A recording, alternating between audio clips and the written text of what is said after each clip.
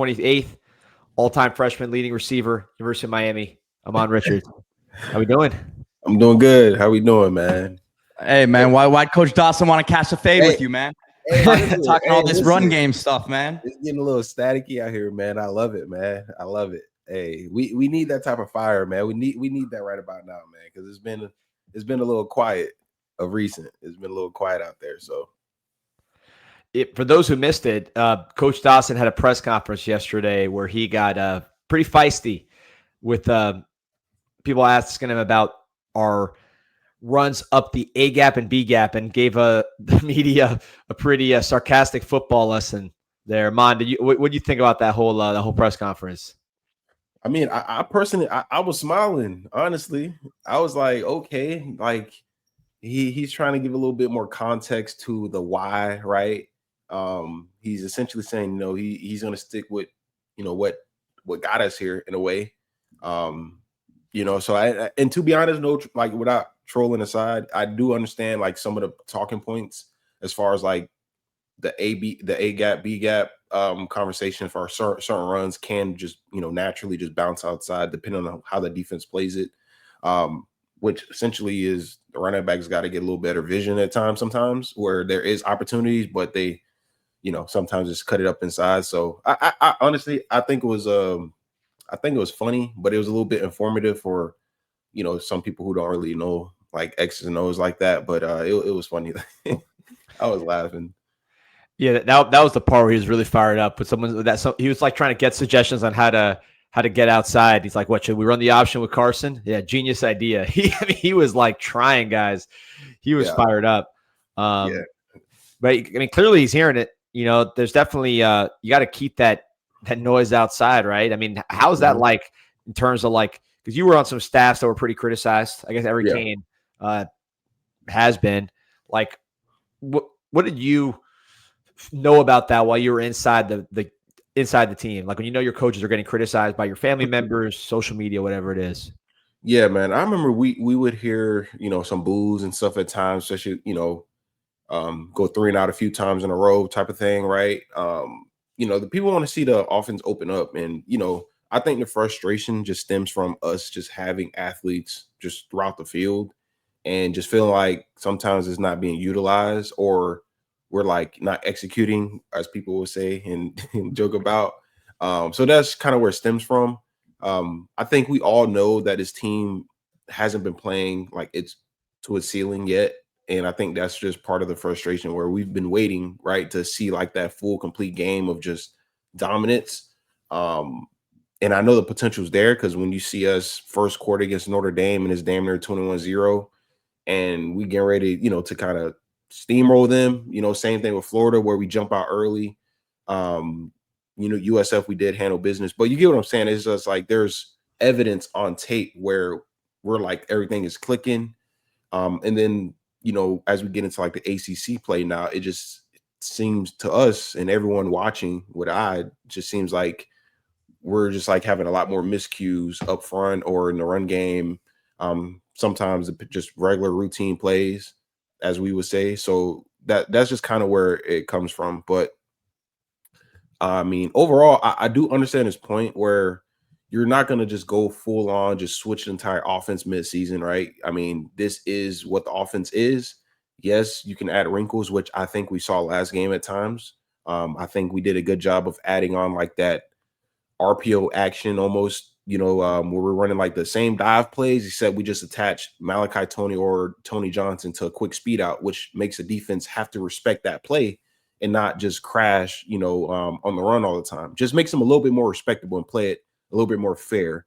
I'm cool with what I saw at that last, the end of the second quarter, I guess, all the way to the fourth. Like, I'm cool with that type of style of play. I felt like we're not as one-dimensional, a little bit creative. I think we had a few different route concepts out there as well. And then end of the day, it just, we're executing.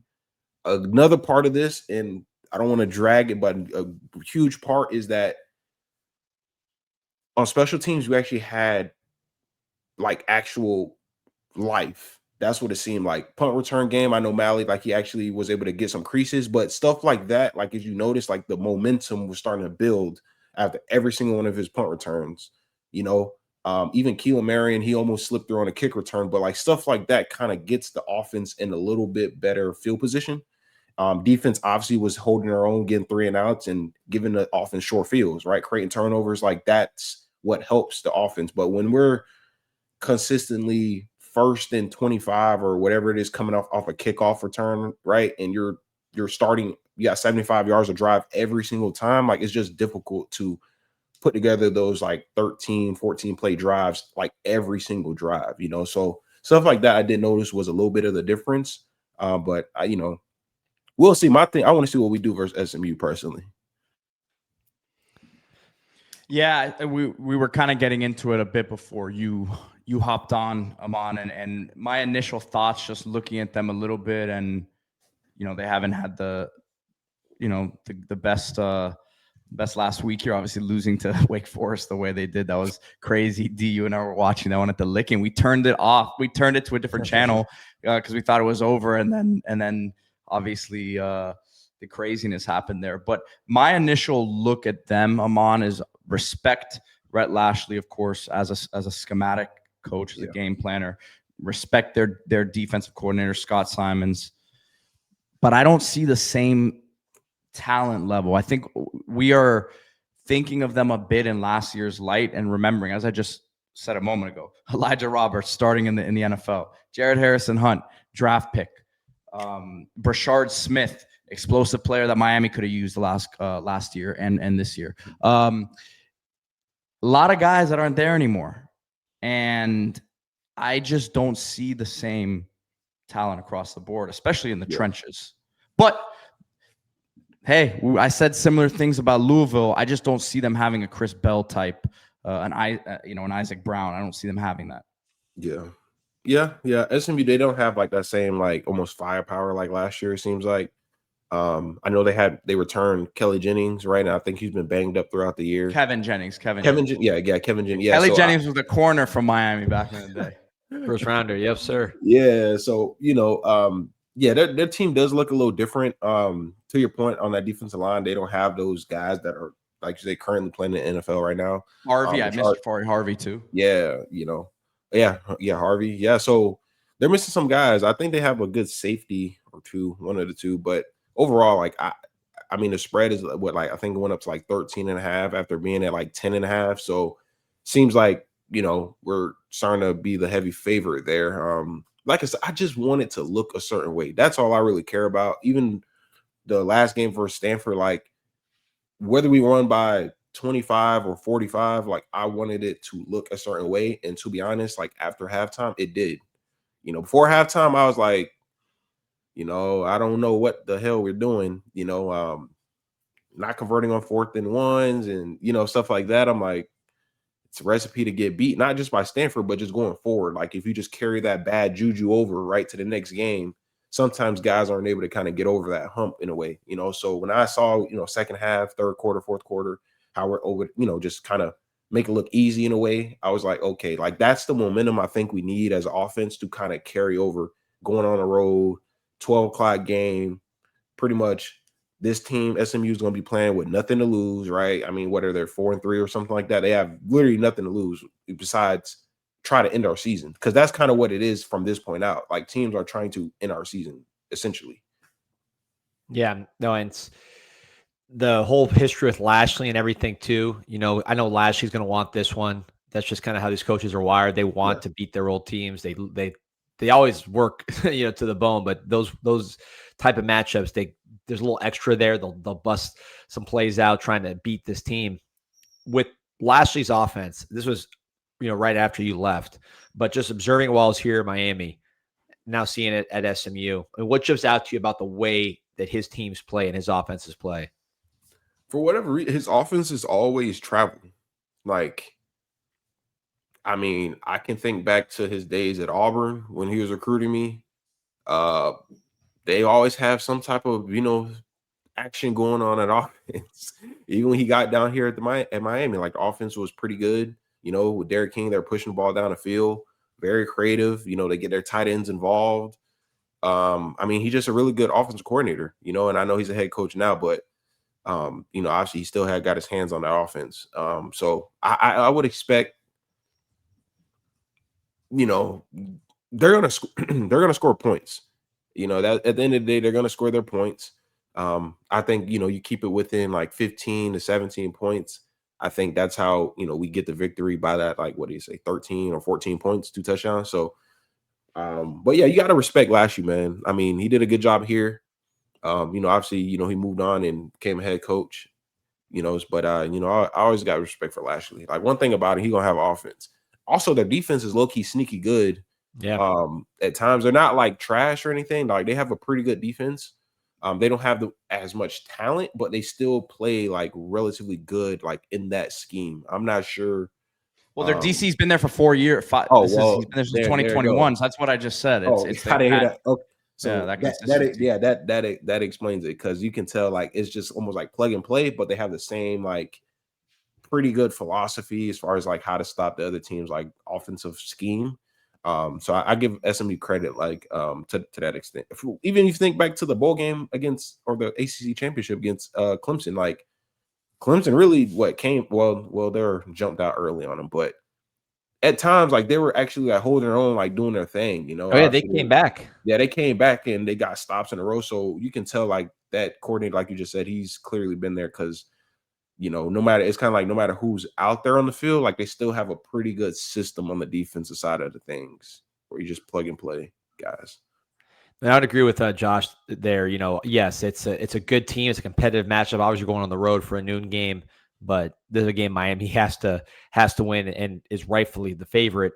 They've covered quite a bit for those who gamble. I mean, Miami, I believe, aside from the BCU game, which was Mario's boy, and he didn't want to run up the score, and then Louisville, which they lost, I think they've covered all their wins, I believe. So it's a 10. Yeah. It's a 10.5 point spread. So yeah, Miami, that's what you talk about the standard. I'm not saying you play to the point spread every week, but I think that's what people think is the separation between these teams, that you get a 10-point spread on the road. Mm-hmm. I want to talk to you about the offense, Ahmmon, because, you know, I went through a dive of the numbers, and shout out to Orange Bowl Magic who compiled all these stats on CanesInSight.com. Let me pull up his post. But basically, it paints a very clear picture of the offense, which I think is pretty interesting, and I wanted to get your thoughts. So you look at points per game, 32nd in the country, 32.2 points per game. This is only FBS against FBS. Doesn't include like the FCS games. Right. That's pretty good. You know, 32nd in the country, not where you want to be, but maybe it's because I've seen so many offenses at Miami that are ranked from like 50 to 130 that, you know, it's not terrible with the points per game. But then you look at the explosive plays: 112th, 10+ yard scrimmage plays, 104-20, 89th, 85th, 84th, 83rd, and 84th as you go down the line. So not a lot of explosive plays. Yeah. You are doing good in terms of like staying on schedule. You have your conversion rates, 3rd down, 4th down are pretty good. Yeah. This is you look at success rate on offense, which success rate, we're 11. Success rate basically like you get 40% of the yards you need on first down. You get 60%, you know, just staying on schedule. Mm-hmm. So between that, the completion percentage, the fact that you're not taking a lot of tackles for losses in the running game, it seems the offense is doing a great job of staying on schedule, but needs more explosiveness if it's going to go from, 32nd ranked scoring offense to top 20. Yeah. How does this offense get more explosive, and do all those numbers correspond to what you're seeing on the field? Yeah, a little bit. It makes sense. I think, to be honest, if it weren't for a lot of false start penalties just from game 1 to Stanford game, which I don't think we had, well, maybe in the early. Yeah, first half. In first half, right? We might have. So, I mean, if you really take away at least half of those, I'm sure like those numbers are probably bumped up a little bit, because, them false starts and, the pre-snap penalties or whatever, like that kills drives. You're starting 1st and 25 or 1st and 20, out the gate, which gets us away from what we do, well. So, I think we clean up the penalties, we might be closer to like that top 20 area, just because I think we would have had more drives, without it. But yeah, I mean, the numbers make sense. Just off just my eye, I can't think of how many times we've thrown the ball downfield, right? And those big shot plays, it's every, few once or twice, maybe a game, like you kind of take that deep shot. FSU game, you obviously saw we completed damn near all of them. Well, one, Tony and Beck just missed each other, but for the most part, like we're completing in that game just due to the game plan and how FSU was playing it. To be honest, there have been a lot of like quarters looks sometimes, or if it's like one high like that strong safety who's kind of down in the box, like he's crashing in the run game, right? So I think a little bit is just the way we run the ball. Like teams are just kind of loading the box. They present it as loading the box, but they're doing a pretty good job just getting back, and they're just kind of giving us a lot of stuff like underneath a little bit. But like I said, if I want to see us just get into like a little bit more of like those like reverse plays, jet sweeps. I think stuff like that can just make a defense like play you like say honorable. Like they have to play you like when you motion a guy, the defense, like you're able to move the defense and kind of get idea what coverage they're in pre-snap. So I think we do a little bit more just like motion and jet sweeps, get outside a little bit. I think defenses will have to play you a little bit more head up and not because when you're condensed and you're in like that what do you call it? What do you call that formation? Like tight splits or whatever you want to call it. Yeah, just like all the receivers close. Yeah. Yeah, like I mean, yeah, you got more guys, I guess, technically that can get better run fits, but you also have a lot more guys on the defense side of the ball. You don't know who's blitzing, who's coming. It's all crowded, right? When everyone's spread out, I think you get a better picture. And then we tag on emotion to that thing. I mean, I think it helps out the quarterback a little bit more, but we'll see. We'll see. I think there's a lot more room for improvement. One last thing I want to say when it comes to the run game is that I'm going to give Dawson credit on this part, which he's not going to say. I promise you he's not going to say it. No one going to really say it, but I'm going to say it because whatever. I do think part of this as well, as far as just like running up the middle and, the whole A gap, B gap thing, I do think, like I touched on a little bit earlier, our running backs do have to do a better job of just using the vision and just being a little bit more smarter when it comes to getting outside. Because I've seen a few times when we're watching the Stanford game, just the Stanford game alone, there was times where guys get in the hole and they could bounce it outside, but they kind of settle for just sticking into the hole and getting like 4 to 5 yards. Where if you just put your foot in the ground and get outside, you're probably still running. So I do think a little bit is just the vision, just running backs kind of just see it a little. They got to see it better and see it quicker because there are some holes there if you hit it. I think back to the Louisville game where we're backed up. Jordan Lyle kind of ran into the guard and then he ended up getting through the crack and got like 8 yards. But if he just hits it when he first sees it, like it's a house call. I promise it's a house call. So I do think some of it kind of goes hand in hand with just running backs doing a better job of just seeing the hole and trusting it and hitting it. And then sometimes like you don't have a chance when you're just running, duo and the center gets his ass kicked, and the linebackers, they follow up through the hole and you don't have a chance, sometimes. So I know Fletcher got a lot of heat for running that dude over and then cutting it back inside to run some more guys over instead of staying outside. It's hard to keep track, right? You're running people over like that. I mean, it's easy for us in the stand to be like, hey, yeah, cut it outside. What's it like when you're in there? Yeah, no, that guy was going to tackle him 100%. And also, it's hard to break a tackle when a guy's tackling you from behind. So what he did, he kind of just stopped on a dime because he felt like the guy was going to get him from behind. So he just stopped and, try to create more yards. But yeah, he was going to get tackled. If you look at like how the guy was running, like Fletcher was not outrunning that guy. I'll say this. So I'm a big Brashard Smith guy, but I do have to get this comment here. Matthew says Dawson didn't like the outside run comments as a